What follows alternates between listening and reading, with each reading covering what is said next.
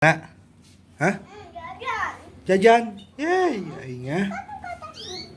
Bab 2221 sampai bab 2225. Mengetahui bahwa Chen Zhaozong akan segera dideportasi, suasana hati Liu Jiahui sangat baik. Selama 20 tahun terakhir, dia merasa hijau di atas kepalanya, dan sekarang dia akhirnya memiliki kesempatan untuk membalas rasa malunya.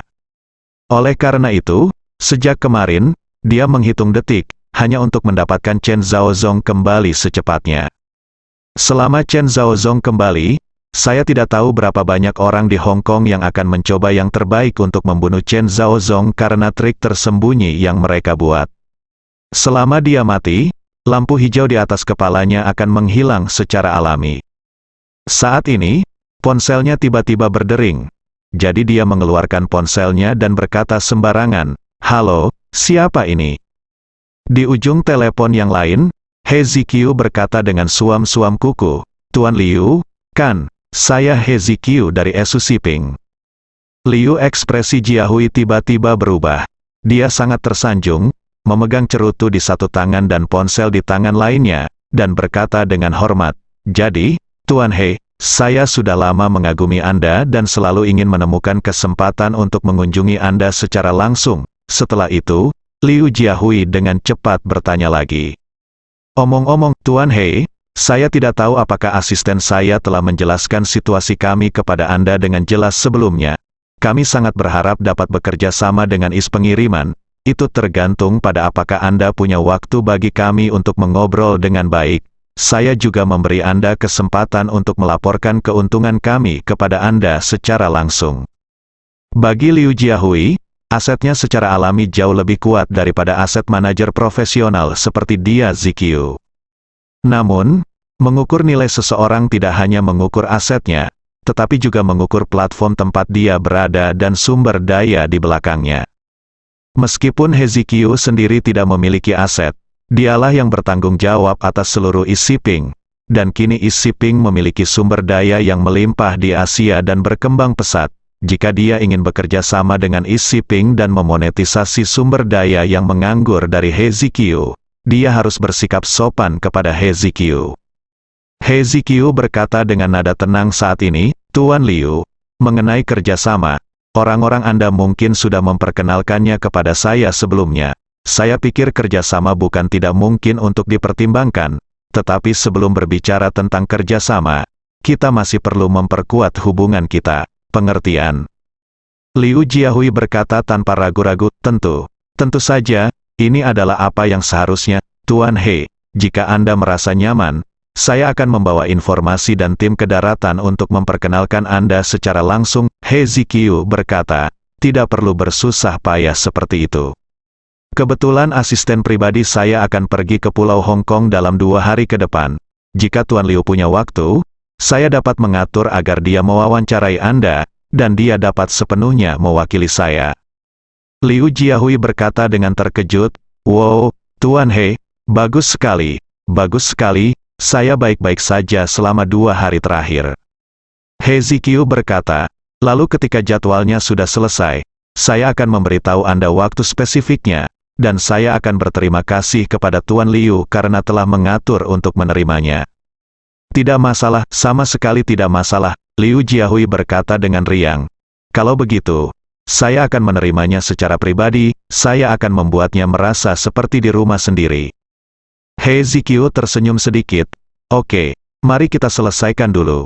Setelah Liu Jiahui dan He Ziqiu bertukar beberapa kata, dia hanya menutup telepon sambil tersenyum. Begitu dia menutup telepon, dia tertawa gembira dan berkata, "Ini benar-benar kebahagiaan ganda, kebahagiaan ganda." He Ziqiu dari e-shipping akan mengirim asisten pribadinya ke Pulau Hong Kong untuk diperiksa. Kali ini, dia harus bekerja sama dengan kami apapun yang terjadi, ambillah. Asisten berkata dengan terkejut, "Tuan Liu, senang sekali e-shipping tertarik untuk bekerja sama dengan kami. Sekarang mereka memiliki rute yang bagus, serta pelabuhan dan sumber daya pelanggan berkualitas tinggi. Di sini, bekerja sama dengan mereka pasti akan melepaskan kapasitas pengiriman kami." Liu Jiahui menyesap cerutunya dan berkata sambil tersenyum, Isi Ping ini, di antaranya Nanako Ito dari keluarga Ito adalah keindahan yang menakjubkan di dunia. The keluarga Suziyu pun tak kalah rela mengalah. Kudengar Heizikyu ini pun adalah kecantikan super yang unik dalam 10.000. Bekerja sama dengan mereka hanyalah yang kedua. Jika aku bisa mencium Fangs, maka hidupku akan benar-benar berharga. Liu Jiahui. Begitu dia selesai berbicara, pintu kantor tiba-tiba terbuka. Seorang wanita paruh baya dengan temperamen luar biasa dan kecantikan tak tertandingi membuka pintu dan masuk. Dia berkata dengan ekspresi dingin, "Liu Jiahui, Fang Ze siapa yang ingin kamu cium? Itu bisa membuatmu begitu bersemangat hingga kamu bahkan tidak ingin mati." Pada saat ini, sekretaris wanita di sebelah wanita paruh-baya itu berkata sambil ekspresi malu, "Maaf, Tuan Liu, Nyonya, dia bersikeras untuk masuk, dan dia tidak mengizinkannya masuk. Saya akan melapor kepada Anda." Liu Jiahui menggelengkan kepalanya dan berkata kepada dia dan asisten di sampingnya, "Kalian berdua keluar dulu." Setelah mendengar ini, keduanya dengan cepat berbalik dan pergi. Segera, Liu Jiahui mendatangi wanita paruh-baya itu dengan wajah tenang dan berkata sambil tersenyum, "Sayang, kamu tahu siapa saya? Saya hanya ingin berbicara. Saya hanya bercanda dengan Amin." Wanita paruh-baya itu menyilangkan tangannya, menatap Liu Jiahui dengan dingin, dan berkata dengan tegas, Saya mendengar bahwa semua orang di jalanan Hong Kong sekarang bersiap untuk mendapatkan 30 juta dari Anda, Bos Liu." Setelah mengatakan itu, dia bertanya dengan marah, "Mengapa Anda tidak membiarkan Chen Zhaozong pergi?"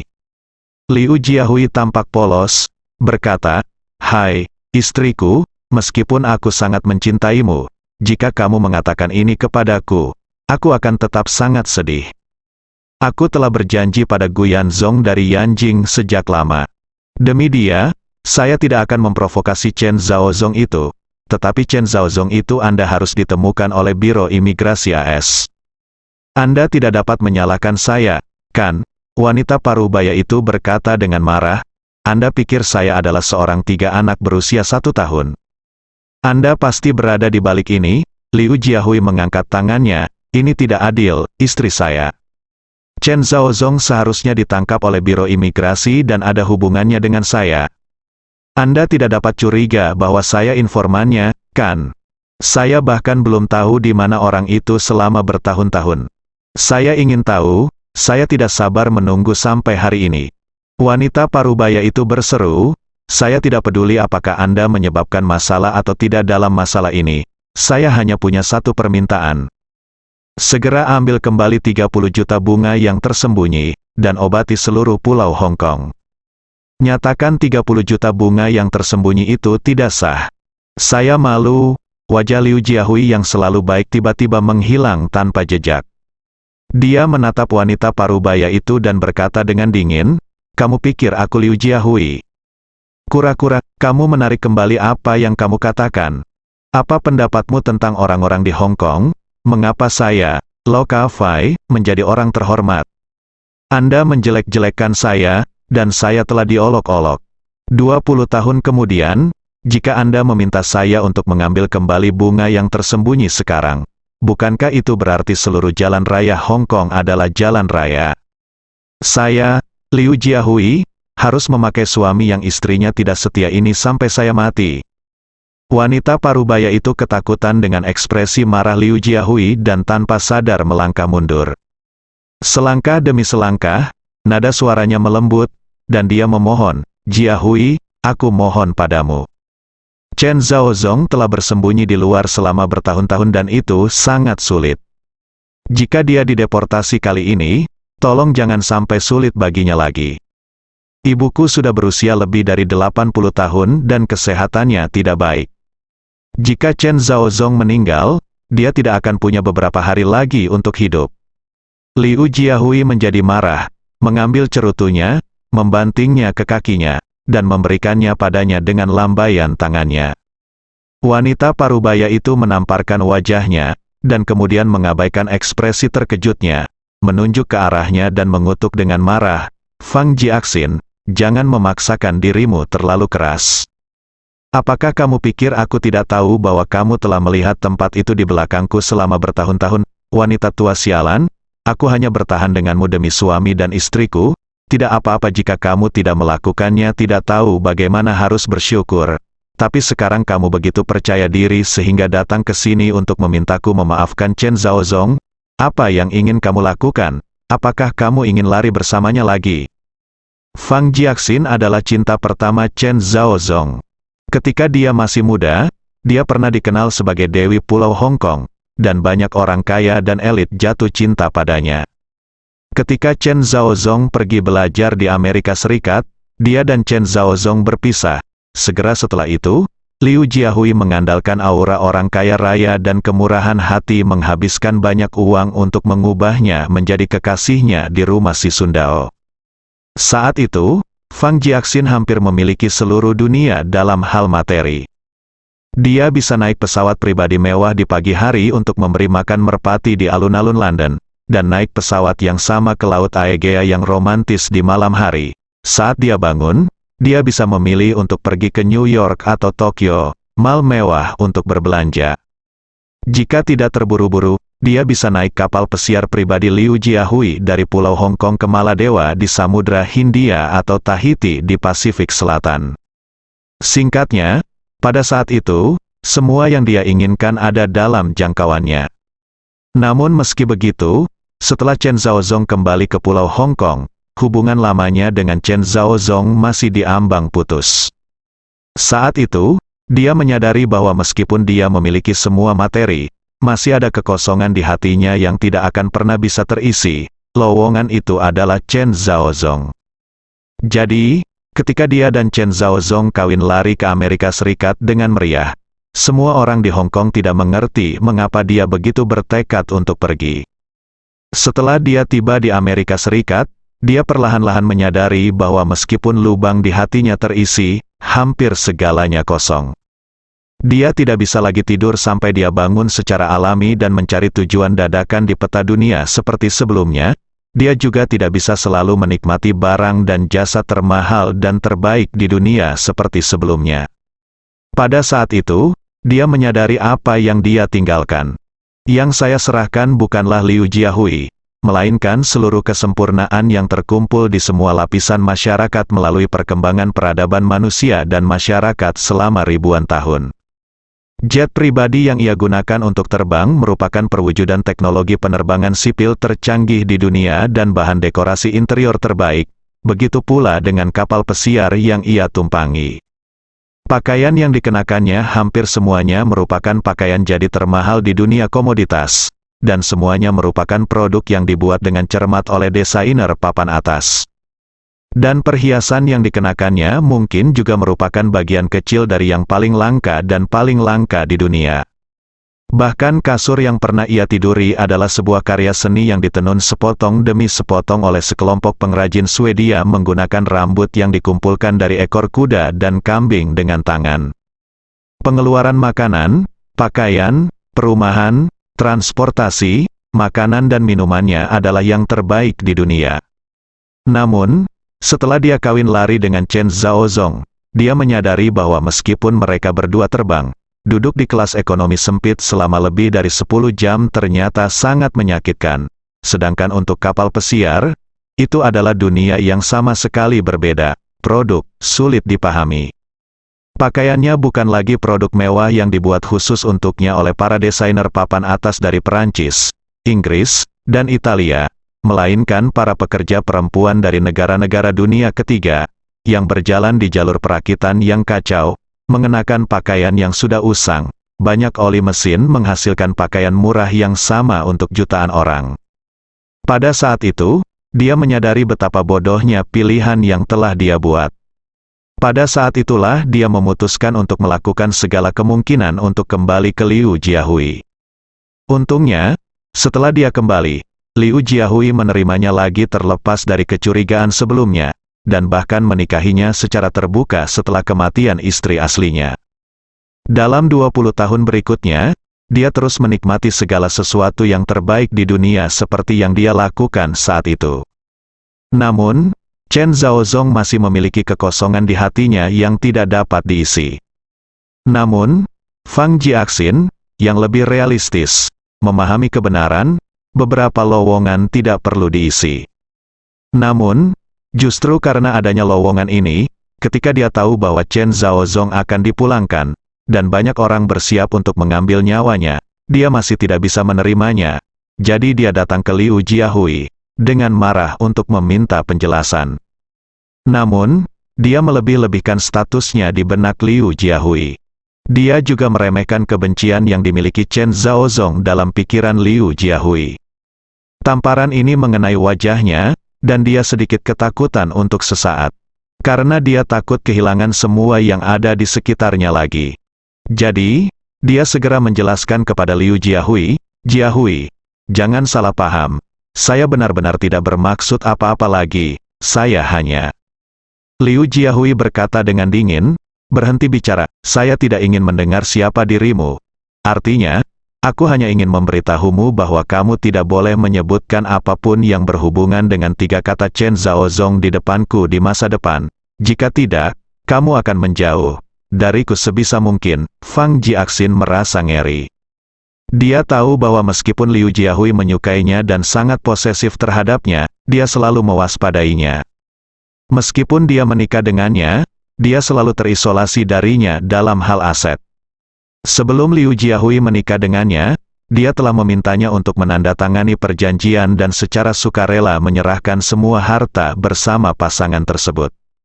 Oleh karena itu, selama Liu Jiahui menceraikannya, dia hanya punya satu pilihan, membersihkan dan meninggalkan rumah.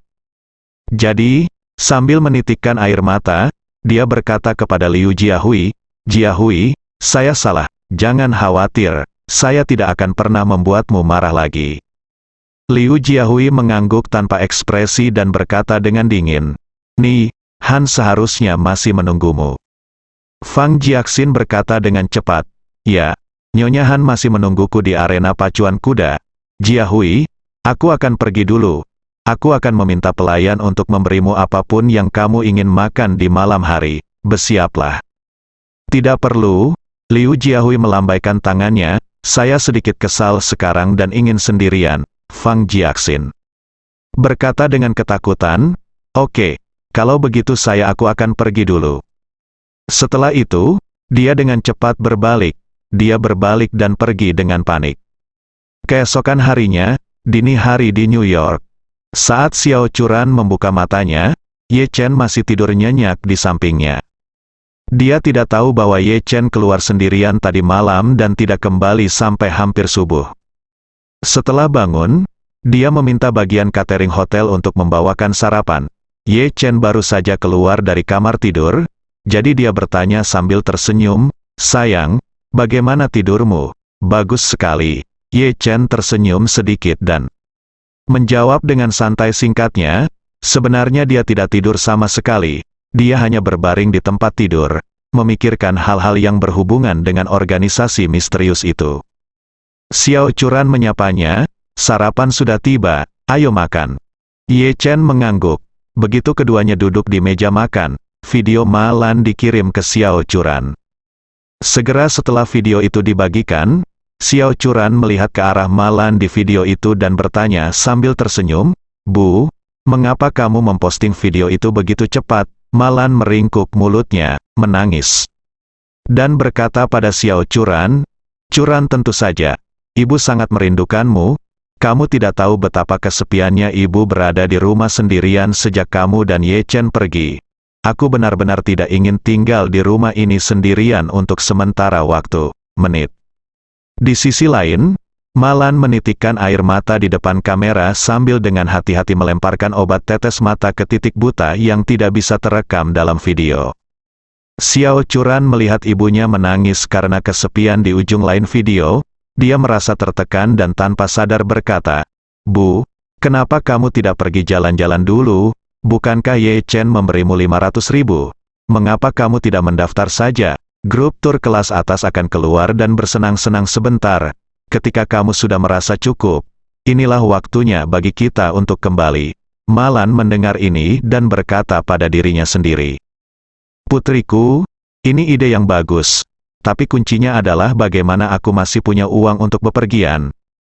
Memikirkan hal ini, dia menyeka air matanya dan berkata sambil terisak, "Churan, ibu tidak mau pergi bermain sekarang. Ibu hanya merindukanmu." Xiao Churan berkata tanpa daya, "Bu, aku tidak ingin keluar untuk bermain sekarang. Masih ada lebih dari 20 hari tersisa di kursus, dan aku tidak bisa kembali untuk sementara waktu." Faktanya, Xiao Churan tidak pernah memikirkan apakah Malan bisa datang ke Amerika Serikat. Namun secara tidak sadar dia merasa tidak nyaman bagi ibunya untuk datang ke Amerika Serikat. Hal pertama adalah mengajukan visa. Visa AS lebih rumit. Anda harus pergi ke kedutaan untuk wawancara visa, dan ada risiko ditolak. Selain itu, dia juga mengetahui kepribadian ibunya yang berisik. Jika dia datang ke Amerika, dia dan Ye Chen mungkin tidak bisa hidup damai. Xiao Churan sendiri dapat mengatakan bahwa dia baik-baik saja. Bagaimanapun juga, Malan adalah ibunya, dan dia dapat menerima meskipun ada lebih banyak kebisingan dan hal-hal lain. Tapi dia takut Ye Chen akan merasa tidak nyaman. Oleh karena itu, dia tidak berani meminta ibunya datang tanpa izin. Namun, Ye Chen datang dengan gembira saat ini dan berkata sambil tersenyum pada video, "Bu, jika ibu merasa terlalu kesepian di rumah, ajukan saja visa untuk datang ke Amerika Serikat untuk bersenang-senang." Xiao Churan mendengar ini. Dia mengatakan ini dengan ekspresi tidak percaya di wajahnya. Dia benar-benar tidak menyangka Ye Chen akan setuju membiarkan ibunya datang begitu saja. Malan tidak menyangka Ye Chen akan setuju begitu saja. Dia langsung bersemangat dan bersorak gembira, "Oh, menantuku yang baik, apakah kamu mengatakan yang sebenarnya, menantuku yang baik?" "Tentu saja," Ye Chen tersenyum. Lalu dia berkata, "Kami memiliki cukup kamar, dan kamu akan memiliki tempat tinggal ketika kamu datang." Malan segera berseru, "Bagus sekali, saya kebetulan punya teman yang memiliki saluran di kedutaan, dan dia bilang itu akan segera selesai, saya bisa mendapatkan visa." Xiao Churan bertanya dengan heran, "Bu, apakah kamu kenal teman yang memiliki saluran di kedutaan?" Malan tersenyum tidak wajar dan berkata, "Hai, saya pemain mahjong yang biasa bermain mahjong, putri saya bekerja di kedutaan, dan dia bilang dia bisa membantu dengan pintu belakang." Xiao Churan juga tidak meragukannya, dan berkata, "Bu, jika kamu dapat visanya, beritahu aku dan aku akan membelikanmu tiket pesawat." Malan buru-buru berkata, "Oh tidak, tidak. Menantu laki-lakiku yang baik memberiku begitu banyak uang saku. Bagaimana aku bisa membiarkanmu membeli lagi tiket pesawat untuk ibu? Kalau begitu aku akan membelinya sendiri, dan kamu tinggal menunggu untuk menjemputku di bandara." Ye Chen mengingatkan, "Bu, kamu. Jika kamu khawatir dengan kesulitan penerbangan lanjutan, langsung saja terbang ke New York dan kami akan menjemputmu di New York. Jika kamu ingin pergi lebih cepat, cukup transfer di New York dan terbang ke Providence." Malansin berkata, "Saya pasti akan naik pesawat pribadi yang memenangkan hadiah itu dan terbang langsung ke New York. Kami terbang ke Providence, yang ingin pergi ke New York sebentar." Namun, dia secara alami tidak bisa menjelaskannya dengan jelas. Jadi dia dengan cepat berkata, "Kalian berdua, tunggu saja saya di Providence. Saya akan pindah ke sana ketika waktunya tiba. Aku akan menyelamatkanmu dari pergi jauh-jauh ke New York untuk menjemputku." "Oke," Ye Chen berkata tanpa berpikir, "kalau begitu kami akan menunggumu di sini." Xiao Churan juga sangat senang dan buru-buru berkata, "Bu, setelah ibu memutuskan rencana perjalanan, ingatlah untuk memberitahu kami dan kami akan menjemputmu di bandara terlebih dahulu." "Baik." Malan merasa sangat bangga dengan kecerdasannya. Dan berkata sambil tersenyum, "Bu, aku akan memberitahumu kalau sudah selesai." Setelah menutup telepon, Xiao Churan buru-buru bertanya pada Ye Chen, "Suamiku, kedatangan ibuku ke Amerika tidak akan membuatmu kesulitan, kan? Dia punya banyak hal yang harus dilakukan, jadi aku khawatir suasana hatimu akan terpengaruh, tidak?" Ye Chen tersenyum, berkata, "Adalah baik bagi ibu untuk datang ke Amerika Serikat untuk bersenang-senang, dan aku bisa tinggal bersamamu.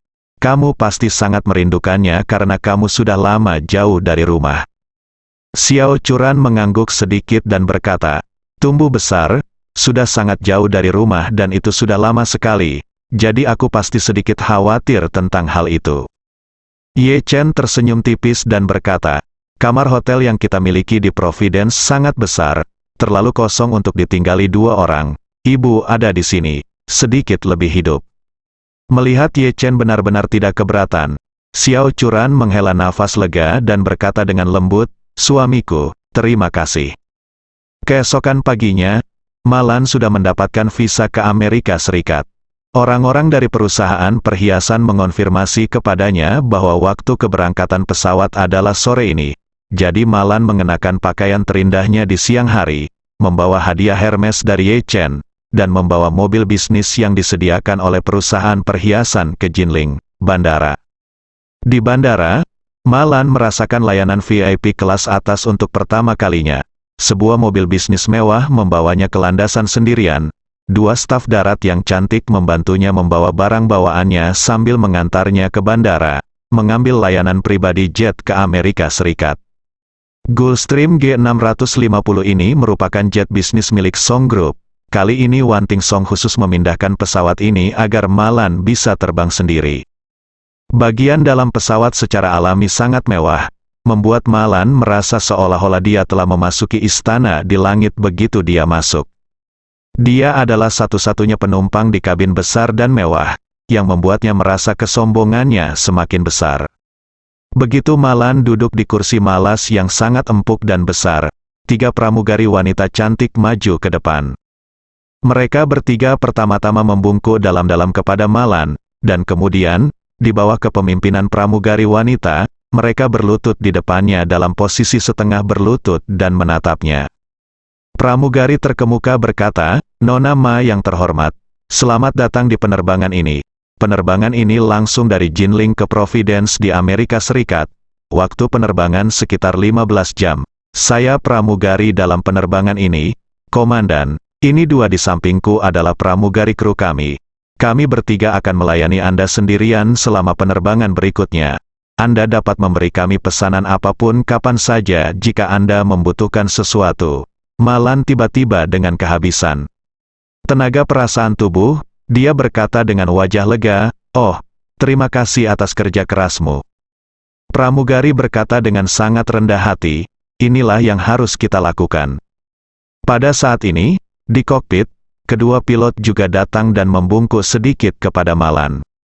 Kemudian salah satu dari mereka berkata, Nona Ma yang terhormat, saya kapten dalam penerbangan ini, dan ini adalah wakil saya di sebelah saya.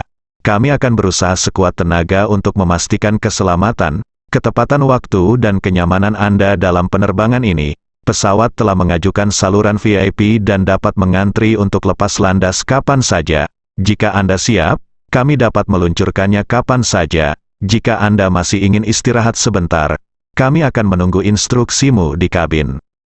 Malan membuka mulutnya lebar-lebar dengan gembira dan berseru. Pantas saja biayanya 1,2 juta untuk penerbangan, ini seperti kenikmatan seorang kaisar, katanya, dia dengan cepat. Melambaikan tangannya dan berkata, saya siap, ayo lepas landas secepatnya. Kapten segera mengangguk dan berkata, baiklah, Bu Ma, kami akan mengajukan permohonan peluncuran sekarang. Malan tiba-tiba memikirkan sesuatu dan berkata dengan cepat, jangan terburu-buru. Saat dia berbicara, dia mengeluarkan ponselnya dari tasnya dan berkata kepada beberapa orang, oh, saya sangat bersemangat sekarang sampai saya lupa mengambil video dan meninggalkan souvenir. Bagaimana kalau Anda melakukannya lagi? Kapten berkata tanpa berpikir, baiklah, Bu Ma, izinkan saya melapor kepada Anda lagi. Malan menggelengkan kepalanya dan berkata, tidak, ini tidak dimulai dari Anda. Setelah itu, dia menunjuk ke pramugari dan berkata sambil tersenyum, itu dimulai dari dia. Malan memiliki kepribadian yang garang, namun inti dari menjadi galak berasal dari kekuatan. Dia hidup selama 50 tahun dan sering dipandang rendah oleh orang lain, terutama setelah menikah dengan keluarga Xiao. Penghinaan terhadap mertuanya dan kepengecutan suaminya pernah menginjak-injak seluruh harga dirinya, tidak hanya membuat karakternya semakin agresif, tetapi juga semakin memperparah pengejarannya terhadap Muka. Kini, Dia akhirnya terbang dengan jet pribadi. Tentu saja dia ingin menikmati pengalaman mewah dan meninggalkannya sebagai kenang-kenangan. Yang lebih penting adalah dia harus tampil baik di lingkaran teman-temannya. Para awak kapal secara alami sangat kooperatif. Lagi pula, mereka menerbangkan penerbangan seperti itu. Pendapatan melayani Malan saja beberapa kali lebih besar daripada pendapatan melayani ratusan orang di seluruh pesawat penumpang penerbangan sipil. Tentu saja, mereka ingin melakukannya sembah Malan sebagai Buddha tua. Setelah mengambil video dengan puas, Malan membuat pengelompokan khusus agar tidak terekspos di depan keluarganya, memblokir Ye Chen, Xiao Churan dan Xiao Changkun, lalu memposting pesan di Moments dengan teks, bepergian dengan pesawat pribadi perasaannya berbeda. Ada aura martabat kekaisaran di mana-mana. Setelah memposting di WeChat Moments, dia tanpa sadar bertanya kepada pramugari, "Hai pelayan, apakah tidak akan ada internet setelah kita lepas landas?" Pramugari Chang buru-buru berkata, "Tidak ada internet selama tahap kritis lepas landas dan pendakian. Tapi setelah pesawat stabil, saya akan menyalakan Wi-Fi kabin untuk Anda, dan kemudian Anda akan dapat terhubung ke internet." Malan mengangguk dengan puas dan tersenyum. "Baiklah, lalu suruh kapten untuk segera lepas landas." Saat dia mengatakan itu, Malan berpikir dengan gembira. Lingkaran pertemanan telah dikirim. Saya akan terhubung ke internet setelah saya sampai di langit untuk sementara. Saya kira akan ada banyak orang yang membantu saya. Suka, apakah kamu tidak iri pada mereka sampai mati? Memikirkan hal ini, Malan meletakkan ponselnya ke samping dan melihat pemandangan di luar jendela dalam sekejap, suasana hati yang indah. Pesawat dengan cepat melompat ke dalam barisan dan lepas landas, terbang langsung ke langit. Sekitar setengah jam kemudian, pesawat naik ke ketinggian jelajah 11.000 meter. Pramugari menyalakan Wi-Fi kabin dan berkata kepada Malan, "Buma, Wi-Fi kami sudah dihidupkan. Anda bisa terhubung ke internet sekarang. Nama Wi-Fi adalah namamu. Tidak ada kata sandi." Malan segera mengeluarkan ponselnya, menghubungkan ke Wi-Fi, dan kemudian dengan penuh semangat membuka WeChat untuk melihat ukuran apa yang akan ditampilkan oleh prompt merah di lingkaran teman. Namun, ketika dia membukanya, dia menemukan bahwa tidak ada perintah di Moments. Ini juga berarti bahwa tidak ada seorang pun di lingkaran pertemanannya yang meninggalkan suka atau pesan untuknya dalam waktu yang lama sejak pesan tersebut diposting. Dia tidak bisa menahan diri untuk tidak bergumam di dalam hatinya. Pasti ada yang salah dengan jaringannya, tidak mungkin lebih dari setengah jam yang lalu dan tidak ada seorang pun yang memberi saya suka atau komentar. Memikirkan hal ini, dia tidak bisa mau tidak mau. Bertanya kepada pramugara, "Apakah jaringan nirkabel Anda rusak? Apa masalahnya?" Ini menunjukkan bahwa saya terhubung di sini, tetapi sepertinya tidak benar-benar terhubung ke internet. Pramugara buru-buru berkata, "Seharusnya tidak demikian, Nona Ma, kita semua menggunakan jaringan satelit. Meskipun kecepatan jaringannya sedikit lebih lambat, tapi sinyalnya sangat bagus dan koneksinya sangat stabil." Saat Malan hendak berbicara, tiba-tiba muncul prompt lingkaran merah di lingkaran pertemanan. Ada angka 1 di lingkaran merah. Dia buru-buru pergi memesan, tapi hasilnya langsung berubah menjadi nomor 2.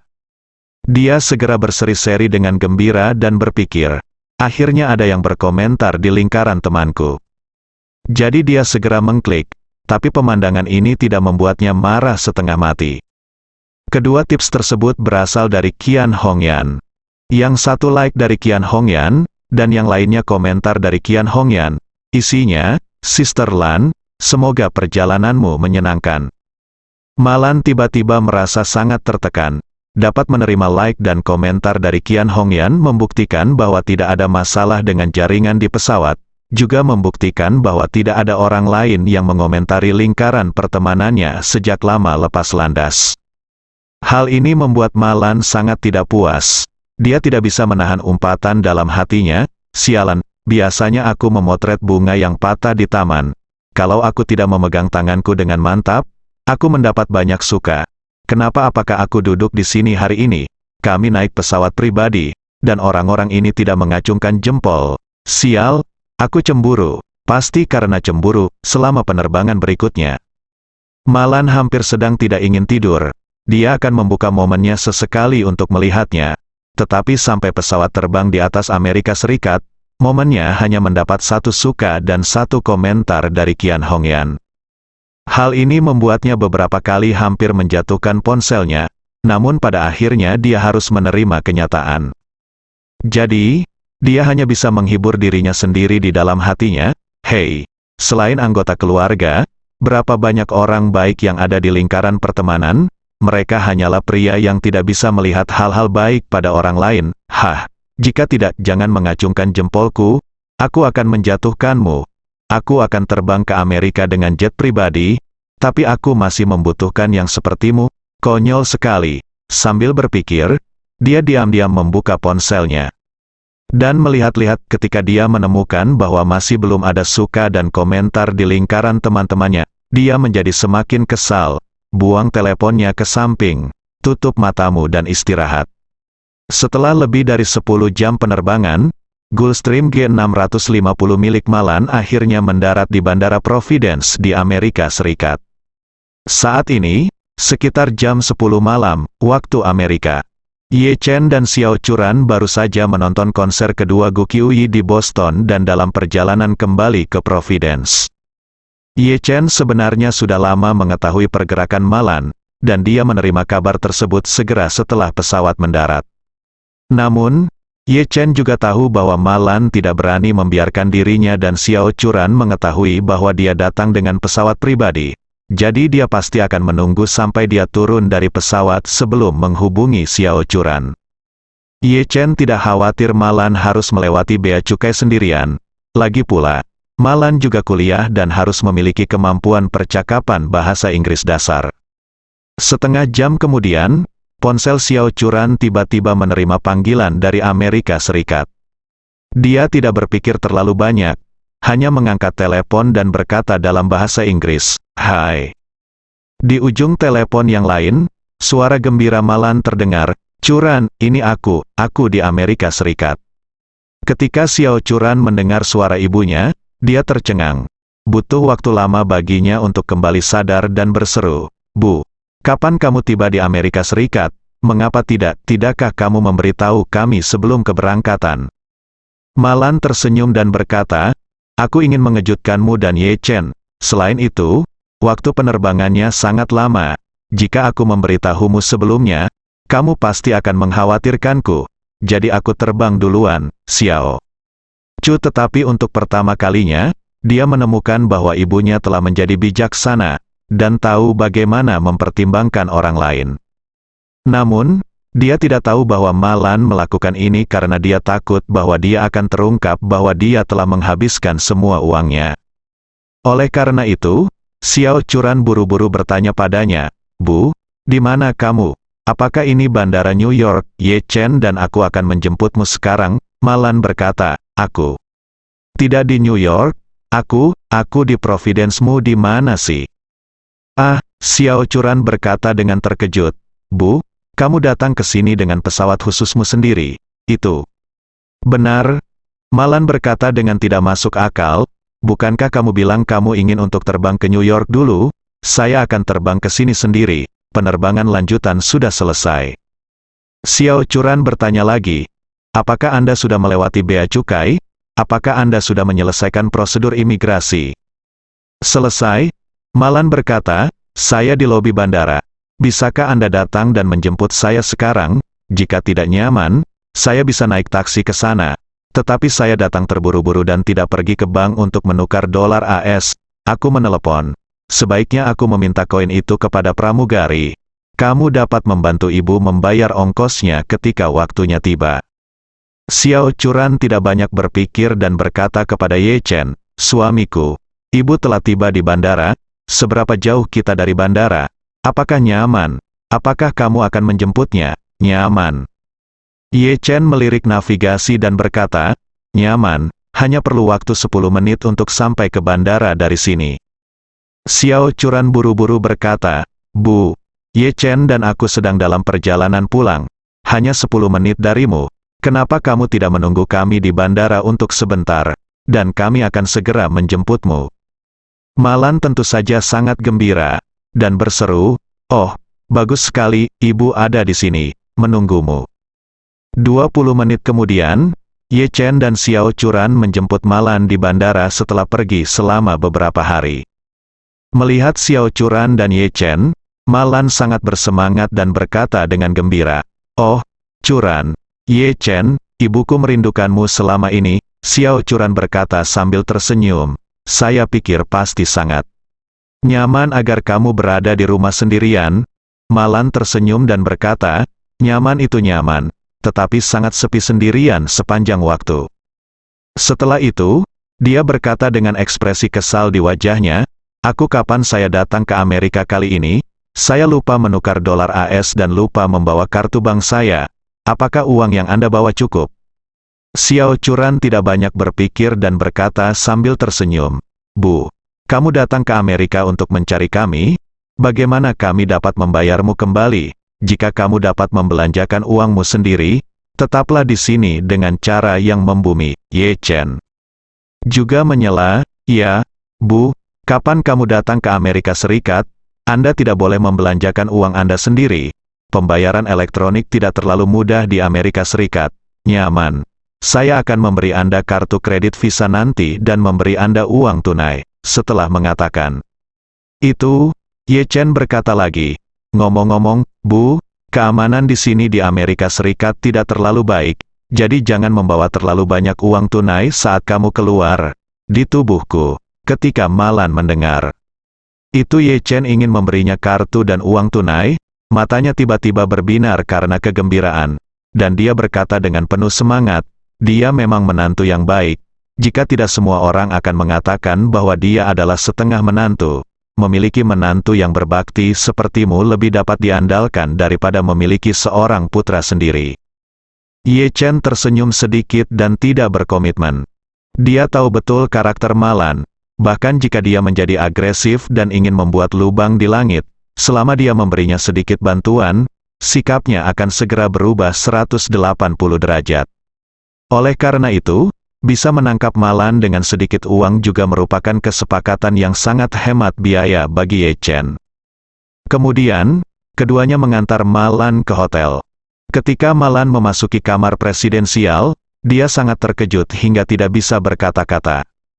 Dia berlari mengelilingi ruangan beberapa kali, tetapi dia tidak dapat memahami tata letak seluruh suite.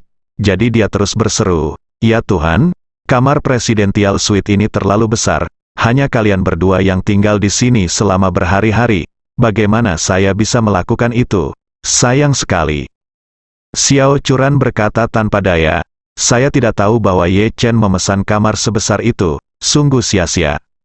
Ye Chen tersenyum saat ini, "Tidak apa-apa, bukankah menghasilkan uang hanya dengan mengeluarkan uang?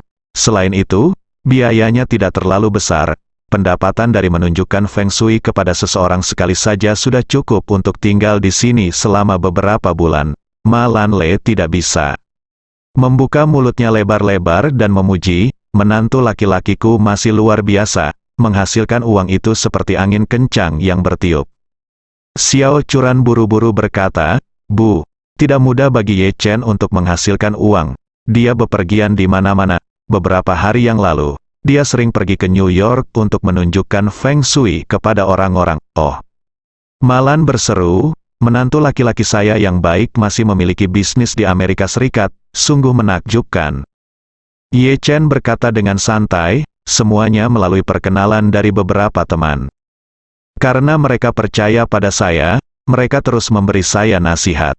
Saya memperkenalkan beberapa pelanggan baru, umumnya, selama mereka diperkenalkan oleh teman, saya akan berusaha sebaik mungkin untuk menerimanya. Mereka, bukan hanya untuk menghasilkan uang, tapi juga untuk menghindari sanggahan di muka teman saya.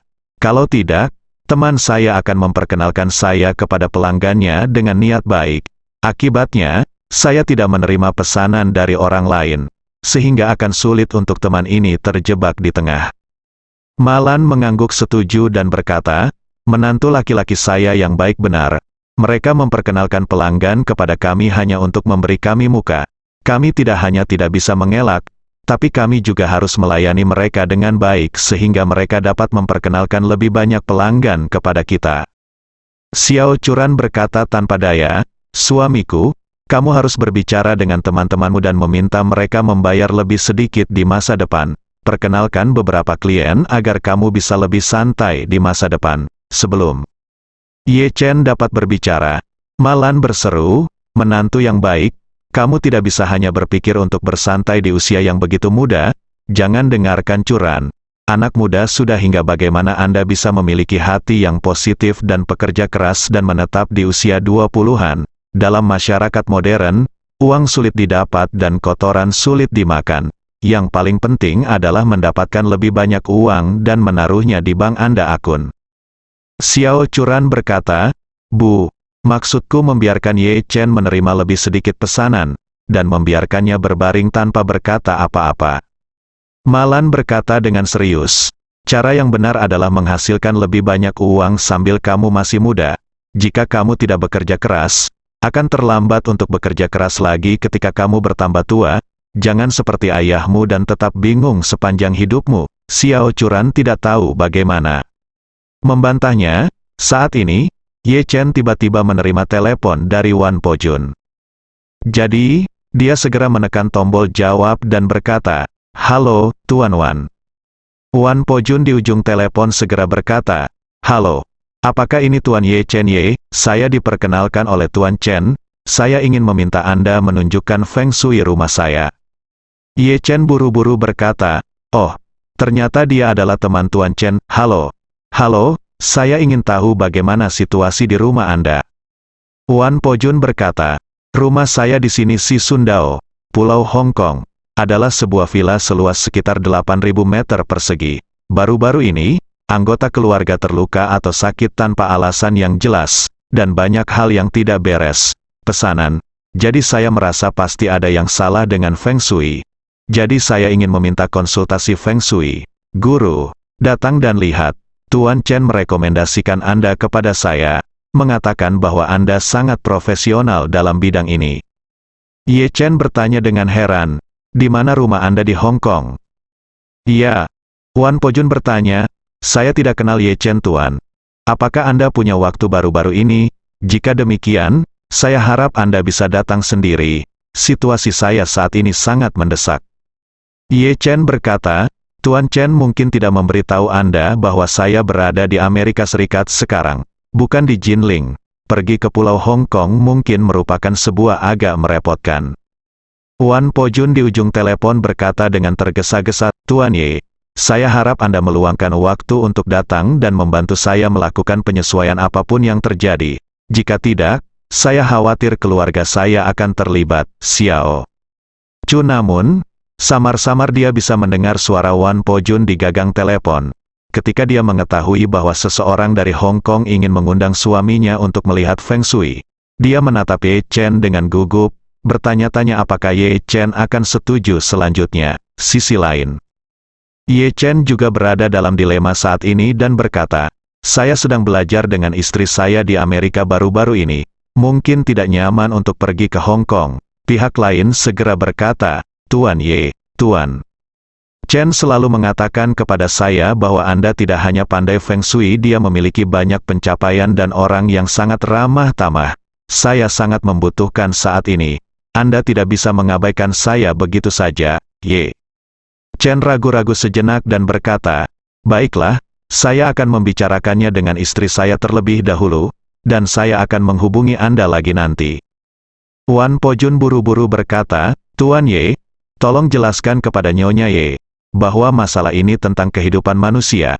Jadi Anda harus setuju, adapun imbalannya, jangan khawatir, saya akan memberi Anda 2 kali lipat, Ye." Chen He berkata, "Oke. Saya akan menyampaikannya kepadanya." Setelah mengatakan itu, dia menutup telepon dan berkata kepada Xiao Churan, "Istri saya, Tuan Chen Zekai dari Jinling, memperkenalkan saya kepada seorang klien yang berasal dari Pulau Hong Kong. Ada yang salah dengan Feng Shui di rumah, itu adalah dikatakan cukup serius. Lihat." Ekspresi Xiao Churan menjadi kusut dan meronta.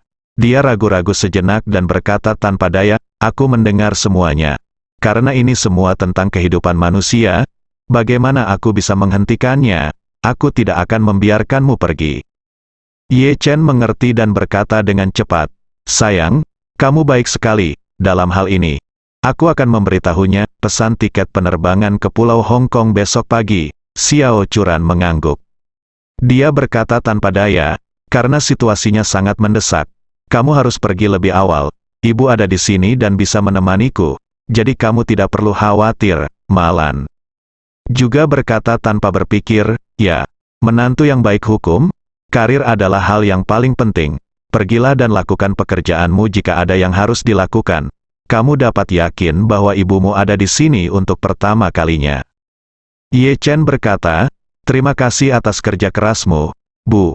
Malan buru-buru berkata, "Kamu dan ibu masih sangat sopan. Sungguh." Setelah mengatakan itu, dia tidak lupa mengingatkan Ye Chen, "Anak baik In Lau, apa yang khas dari Pulau Hong Kong, ingatlah untuk membawakannya kembali untuk ibu." Bersambung.